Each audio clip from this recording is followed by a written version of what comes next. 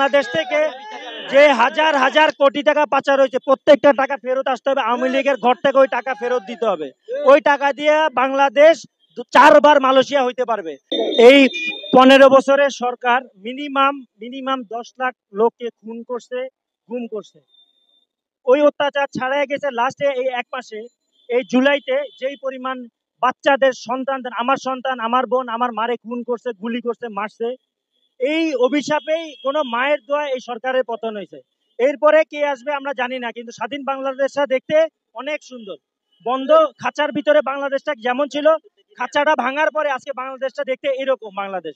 এই বাংলাদেশ সকলের বাংলাদেশ, কারো বাপের না, কারো নিজের না।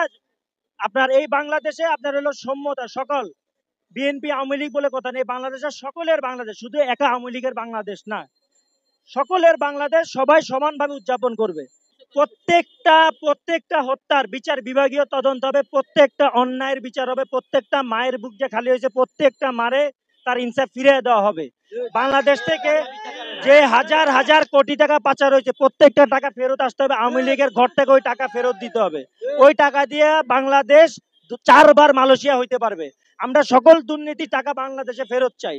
বাংলাদেশে তখন দ্রব্য মূল্যের দাম আমরা আবার নিম্নমুখী চাই। এখন প্রবাসীরা যে রেমিটেন্স পাঠাবে আপনার হলো, এতে ধরেন হলো দ্রব্য মূল্যের দাম, ডলারের দাম সবকিছু আবার নিম্নমুখী হবে।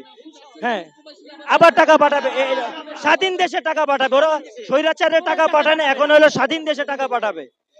এই বাংলাদেশ প্রবাসীর টাকায় বাংলাদেশ চলে। বুঝতে পারছেন? আমরা সকলের আগামী আমরা এই সপ্তাহের মধ্যে জেল খুলে আমাদের সকল অন্যায়, সকল শিক্ষক, সকল ছাত্র, মা বোন সকলের নিঃশর্ত, এই মুহূর্তে আমরা তার নিঃশর্ত মুক্তি চাই। এই সরকার আর কোনোদিনও বাংলাদেশে আসবে না, নির্বাচন অনেক পরে নিষিদ্ধ। এই বাংলাদেশে আর কোনোদিন আওয়ামী লীগ থাকবে না। এই বাংলাদেশে কোনোদিন আওয়ামী লীগ কেউ উচ্চারণ করবে না। আওয়ামী লীগ একটা ঘৃণা হয়েছে, একটা গালি হয়েছে। আপনি তো রাজনৈতিক ব্যক্তিত্ব, আপনি কেমন সরকার চাচ্ছেন? কথার কোন সরকার না, আমার এখানে ইন্ডিয়া তাবেদারি চলবে না, বিদেশি কোন প্রভু রাষ্ট্রে তাবেদারি চলবে না। বাংলাদেশ চলবে বাংলাদেশের কথায়, বাংলাদেশের জনগণের কথা। ছাত্র জনতা, শিক্ষক, ছাত্র জনতা যে আন্দোলন করছে তার সরকার হবে। আমরা তো স্বাধীনতা 53 বছরের দেশ স্বাধীন করতে পারি না। এই সরকার 17-18 বছর ক্ষমতায় ছিল। স্বৈরাচারী সরকার যে অত্যাচার, যে নির্যাতন, যে নিপীড়ন করেছিল, আপনারা কি এইটাকে রুখে দিয়ে নতুন করে স্বপ্নের সোনার বাংলা করতে পারবেন?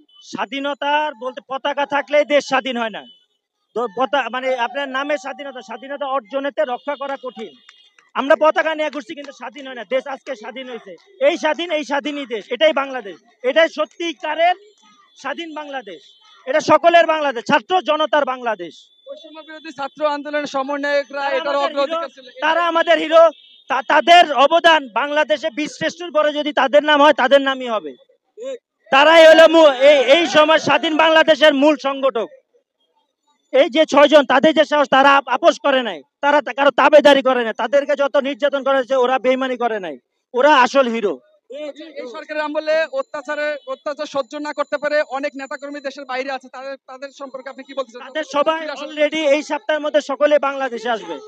বাংলাদেশে যারা আমাদের ফেসবুক যোদ্ধা ছিল বিদেশে, আল জাজিরা, আমাদের হচ্ছে জুলকারনাইন সাহেব, তাসনিম খলিল, পিনাকি ভট্টাচার্য, ইলিয়াস ভাই, ফাহাম আব্দুল সালাম, শান্তনু, সকলে বাংলাদেশে আসবে। স্বাধীন বাংলাদেশে সে তার মায়ের কাছে গিয়ে ভাত খাবে ইনশাআল্লাহ। ঠিক আছে, অনেক ধন্যবাদ। আমরা